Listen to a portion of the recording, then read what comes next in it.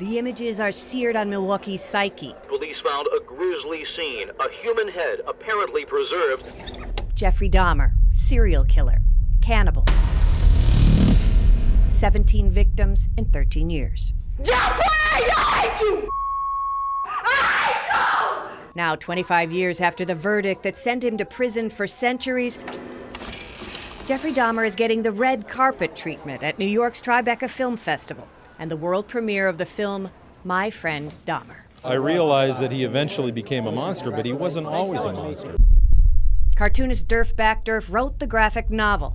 It's how he processed the news his high school classmate had grown up to be a prolific killer. This is a guy that I knew. This is a guy I gave rides home from school. Backderf illustrates Dahmer's uncomfortable existence at his Ohio high school, a kid so unremarkable he was almost invisible. The Jeff that I knew, he committed no crime. Backderf says Dahmer coped by drinking at school, and his impersonations of a man with cerebral palsy amused Backderf and his buddies, who formed the Dahmer Fan Club to showcase his bad behavior. But Backderf says they considered Dahmer more of a freak than a friend. Distilled, it's a story of isolation. Jeffrey Dahmer clearly has taught you a lesson. How we treat dysfunctional kids, how we push them along, how we kind of shuttle them out into the real world with no support. As an adult, Backderf inked the young Dahmer's warning signs, his unraveling home life, his drinking, his animal dissections, but says as it was happening, no one intervened. It's also a story about failure, because everybody fails, particularly the adults, over and over again. And the result of that failure is tragedy. That is what's, I think, intriguing about the story. He was somebody's neighbor. He wasn't a monster living in a cave. Mark Myers is the director who brought Backderf's book to the big screen. He filmed it in Bath, Ohio, at Dahmer's actual home.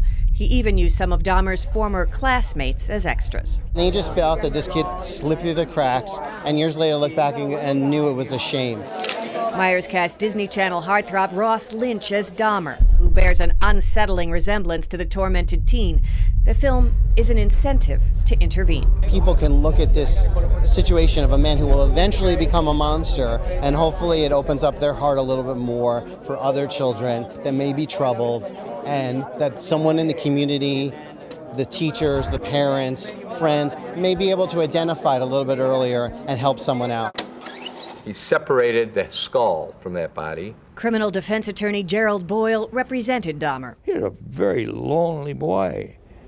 This loneliness that he was experiencing to the nth degree allowed evil to come into his head, and he had nothing to stop it. Well, what I really want to ask you is whether you think any good can come from all this evil. What good can come of all this evil? Boyle says he had hoped Dahmer would be sent to a mental institution instead of a prison so experts could study him. And maybe they could find out what's happened to adolescents today with what they're going through and how a Jeffrey Dahmer can evolve without anybody catching him. And maybe they would get an idea of what you should be looking for in the schools. They would have found a lot of things that could have helped us. A lot of things. That opportunity was lost when Dahmer was murdered in prison.